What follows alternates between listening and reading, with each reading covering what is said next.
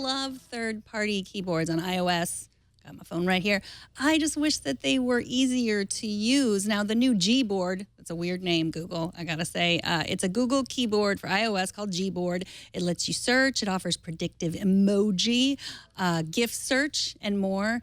But cycling through the keyboards to get to it can be a huge pain in my fingers. Yeah, so like I'm on Android, and it's the easiest thing in the world to swap out a keyboard. You just assign a default. It's the keyboard that comes up going forward, and you never have to think about it. But I've heard time and time again that even though iOS kind of included the ability to do alternate keyboards, it's still a pain. What's the biggest pain? Well, you have to tap on a little globe, and then it always go. You know, if you have 4 or 5, like I've got my Bitmoji keyboard. I just installed the Bing keyboard on iOS, and so you just have to cycle through. I think it's begun to remember that I like using this because this is my favorite so far. Because you just press that little G, and you can search for anything, and then just put it right into a text message or whatever. Okay. So you're an Android guy, aren't you, Owen? No, I am an iPhone crackhead for life. I am maxed out to the fullest, unfortunately. So have you tried the keyboard? I can't leave. I have not. I saw it today, and I kind of want it, and it's a great thing. It looks like a great idea. And I like the name, actually. I like Gboard. You do? I like Gboard. Like, what else are you going to call it, really? Like, I don't know. I just... how do I say this? Because they got me with their little video. I do this all the time. Who doesn't do what they're saying? Totally. Everyone does it. So if I could just do it with this little G on my phone, then that's great. Yeah. That's gangster. But you can't. I mean, do you have third-party keyboards that you use right now? I used to, like, when it was cool, and now I'm just down to, like, you know what I mean, my emojis and, you know, the little things. I don't use them anymore. I have them installed, but I don't use them like I used to. But this is something I could see myself using and needing in life. Well, like I was tweeting, and, you know, my tweets are always way too long than they need to be, and I got to shorten them. And, you know, I was using the word fire, and it just brought up the fire emoji. It predicted that I needed it, which I never used that to replace the word fire. And then I got to fit all my words in. It was awesome. Yeah, it cuts down on your character count. See? Yeah. More fire. Yeah, look at that. Exactly. Yeah, makes you hipper with the younger set. And I got to laugh out of Greg on that one. One of the members of the younger set, by the way. Yep.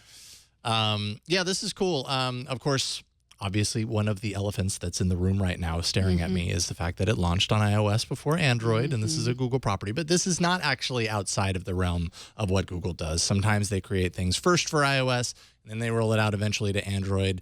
The first time that happened, it was very strange. And now it's kind of like, okay, you never really know which platform's going to get it first. I do know that Google has plans to bring this over to Android, but on Android, Google already has a keyboard app. It's called Google Keyboard. Maybe that's a better name than Gboard. But so I'm wondering if, when that happens, if it's going to be an integration into what they already have or whether it's going to be a separate app. But I think it makes perfect sense to have search where you're already typing. I like that. Yeah, the other go ahead. Sorry. No, I was going to say someone needs to copy this because this is ingenious. This is just magic in my phone. Yeah, and Google's I not was sick, alone. so if I had a smaller phone, I could see being annoyed about it because my space is already limited. But on a bigger phone, like that's just like gold in a box right there. It's amazing. And on an iPad, too. Yeah. Works great on the iPad. Like I said, no more cut and pasting. No more thinking about stuff. No, our lives are completely changed. One possibly controversial thing, not controversial, but weird, it has settings, and it automatically, by default, says block offensive words, which I thought was interesting. You have to turn that off if you want to use offensive words, if you want to type offensive words. I thought that was weird. Like, it seems like something that you would turn on, I don't know. To block offensive words? Yeah, from yourself, from typing them. Like, so, like, I don't know, you're using your keyboard to censor yourself because you're afraid you're going to drop the F-bomb when you shouldn't? Yeah, I was going to say, is it just cuss words? Or I don't know. What is this list of offenses? I don't know. What if I go to type in Donald Trump and it just blanks out my phone? I don't know. Exactly. I mean, like, yeah, how does it know I'm going to offend people? I do it every day, and I have no idea I'm about to do it. I feel like with my phone, and I use the Google Keyboard app, if I, every once in a while I swear.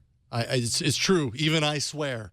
But when I do it like the first time, it corrects it to something else. It's like, no, you didn't actually mean to say that. That's a bad word. And I have to like accept it. And then it's kind of stored in the dictionary. So they might actually have precedent as far as that's concerned.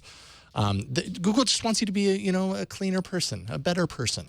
Is Google a cleaner, better person? Because I can go to Google right now and I can Google a whole bunch of googly stuff that's not clean and or personal. Not to mention YouTube. And before they look, hey, that's like your dad telling you to do what you're supposed to do, and he's out drinking in the club every night. Look, don't talk to me about what I'm doing. You worry about yourself. Fair enough.